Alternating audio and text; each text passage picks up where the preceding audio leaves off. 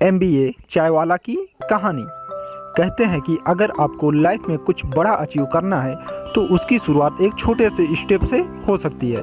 आज की ये स्टोरी सुनकर आपको सच में यकीन हो जाएगा कि अगर आपको कुछ बड़ा करना है तो ज़रूरी नहीं कि कोई बड़ा स्टेप लें। आप एक छोटे से स्टेप से शुरुआत करके भी कुछ बड़ा कर सकते हैं। तो आज की ये कहानी है प्रफुल्ल बिल्लोरे की, जिन्हें हम MBA चाय वाला के नाम से भी जानते हैं। अगर बात होती है कि किसी ने चाय बेच कर अपनी ज़िंदगी बदली तो सिर्फ मोदी जी की बात होती है, लेकिन हमारे देश में एक ऐसा भी चाय वाला है जिसने चाय बेचकर अपनी पूरी ज़िंदगी बदल डाली और सिर्फ 24 साल की उम्र में चाय बेचकर करोड़पति बन गया। इनका पूरा नाम प्रफुल्ल बिल्लोरे है। इनका ड्रीम था कि ये MBA करेंगे। इसके लिए इन्होंने लगातार 3 साल तक ट्राई किया, मगर हर बार वह फेल रहे।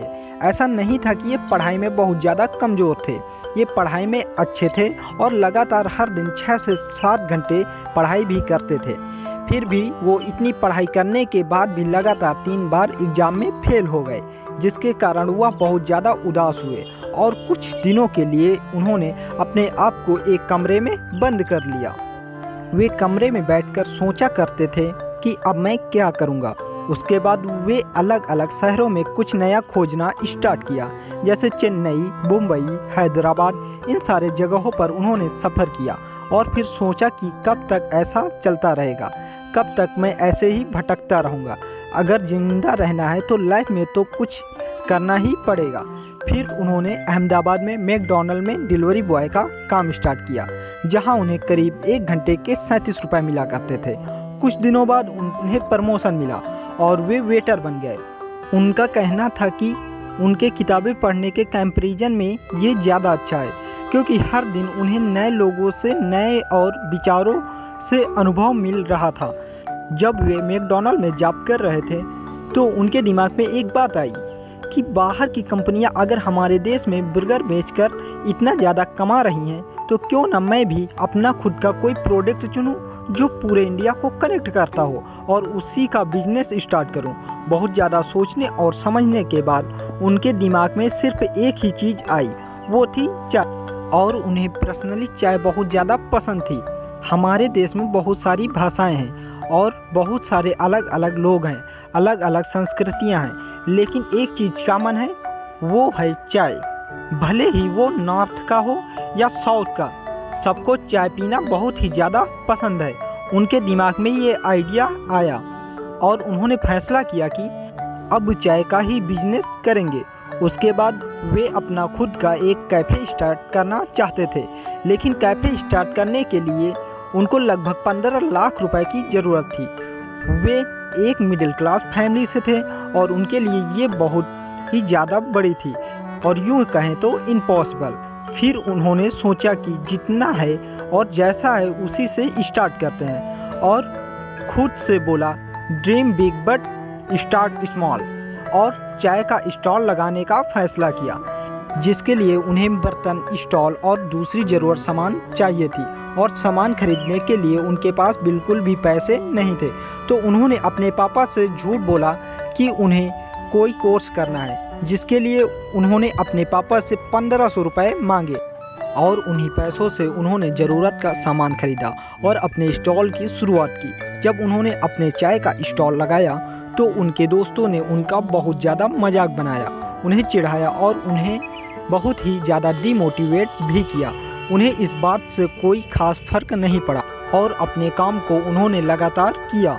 जब उनका पहला दिन था तो पहले दिन उनके पास कोई भी ग्राहक नहीं आया और उन्होंने एक भी कप चाय नहीं बेचा। फिर उन्हें लगा कि प्रमोशन करना चाहिए, तभी तो लोगों को पता चलेगा और उनके पास चाय पीने के लिए आएंगे। तो उन्होंने अपने स्टॉल का प्रमोशन भी किया, लोगों को बताया कि मैंने चाय का स्टॉल खोली है और आप आइए मेरे यहाँ चाय पीजिए। फिर दूसरे दिन उन्होंने 5 कप चाय बेची, जिससे उन्हें करीब 150 रुपये मिले। वे सुबह 9 बजे से शाम 6 बजे तक मैकडॉनल्ड में काम किया करते थे और वापस आने के बाद 7 से 11 चाय बेचते थे। उनके चाय बेचने का तरीका दूसरों से थोड़ा अलग था। वे अपने कस्टमर से अंग्रेजी में बात किया करते थे। इसी कारण वो लोगों की नज़रों में आ जाते थे और हर कोई इन्हें नोटिस भी करता था। लोग सोचते थे कि ये लड़का कौन है जो चाय बेचता है और अंग्रेजी में बात करता है। फिर अगले दिन दुकान खुलने से ही पहले कुछ लोग उनका इंतज़ार कर रहे थे। लोग उनसे मिलना चाहते थे और उनकी कहानी जानना चाहते थे। उस दिन करीब उन्होंने 600 रुपये कमाए। उसके अगले दिन 1200 रुपये, फिर 4000 रुपये, फिर 5000, ऐसे ही करके उनकी ग्रोथ बढ़ती रही। फिर जब वह अपने चाय के स्टॉल से अच्छे पैसे कमा रहे थे तब उन्होंने मैकडॉनल्ड की जॉब छोड़ दिया और पूरे दिन चाय बेचने लगे। फिर कुछ दिन बाद उनके पापा का फ़ोन आया। उनके पापा दिए हुए पैसों के बारे में पूछ रहे थे तो उन्होंने अपने पापा से झूठ बोल दिया और किसी लोकल कॉलेज में एडमिशन ले लिया। जब वे कॉलेज गए तो उन्होंने देखा कि सब स्टूडेंट अपना टाइम वेस्ट कर रहे थे। लोग फालतू की चीज़ें किया करते थे। उन्हें अपना फ्यूचर का कोई ध्यान नहीं था, जिसके कारण उन्हें लगा कि अगर मैं भी यहाँ रहा तो मेरा भी समय वेस्ट होगा। इससे अच्छा है कि मैं अपने बिजनेस पर फोकस करता रहूँ और उसे बड़ा करता रहूँ, और पूरा फोकस चाय के स्टॉल पर लगा दिया। सब कुछ ठीक चल रहा था, लेकिन हमेशा ऐसा नहीं होता। अगर आज आपको अच्छा टाइम चल रहा है तो कल आपका बुरा टाइम भी आएगा। ऐसा ही उनके साथ भी हुआ। उनका बिजनेस जब ग्रो कर रहा था तो आसपास की दुकान वाले जलने लगे और इसी कारण उनके दुकान को बंद करा दिया गया, जिसके कारण वे पूरी तरह से टूट चुके थे और फिर से अपने डिसीजन पर सोचने लगे कि कहीं मैं गलत फैसला तो नहीं ले लिया। और वह अपनी पुरानी यादों को याद किया करते थे जब वह लोगों के लिए चाय बनाया करते थे, लेकिन जो उनके अच्छे कस्टमर थे वह उन्हें इंस्टाग्राम पर और फेसबुक पर मैसेज किया करते थे कि आपने दुकान क्यों बंद कर दी, और उन्हें बोला करते थे कि अपना दुकान फिर से स्टार्ट कीजिए। फिर उन्हें लगा कि अच्छा रिस्पांस आ रहा है, क्यों ना फिर से स्टार्ट किया जाए।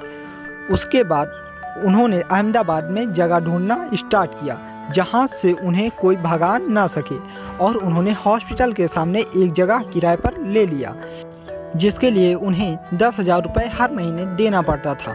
जब उन्होंने अपना नया स्टॉल लगाया तब उन्होंने अपना दुकान का नाम रखा MBA चाय वाला। इसका पूरा नाम था मिस्टर बिल्लोरे अहमदाबाद चाय वाला।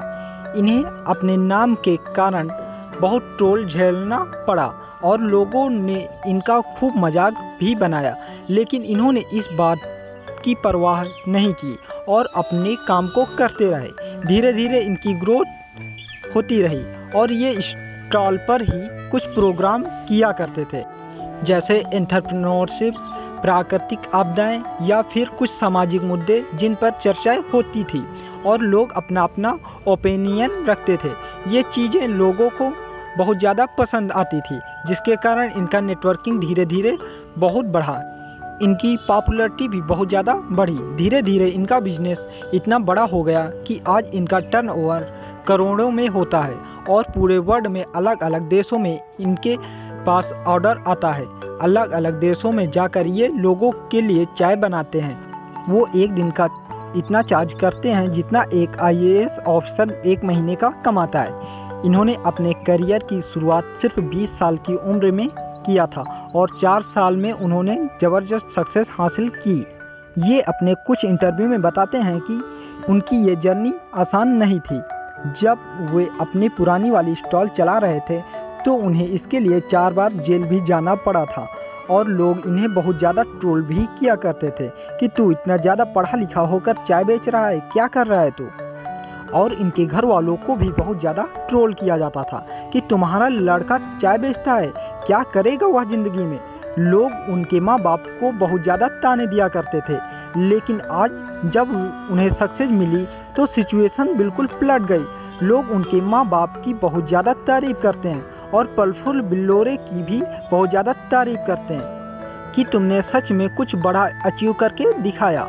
आज प्रफुल्ल बिल्लोरे बड़े बड़े कॉलेजों में अपना टॉक देते हैं और लोगों को बताते हैं कि आप भी कुछ कर सकते हैं। प्रफुल्ल बिल्लोरे वह एक एंजल इन्वेंटर भी हैं।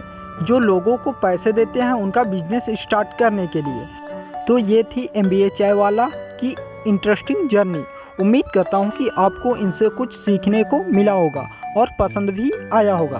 फ्रेंड्स, MBA चाय वाला की कहानी पसंद आई है तो वीडियो को लाइक कीजिएगा और चैनल पर अगर आप नए हैं तो चैनल को सब्सक्राइब कीजिएगा। ओके फ्रेंड्स, मिलते हैं अगले वीडियो में। आज के लिए इतना ही, धन्यवाद।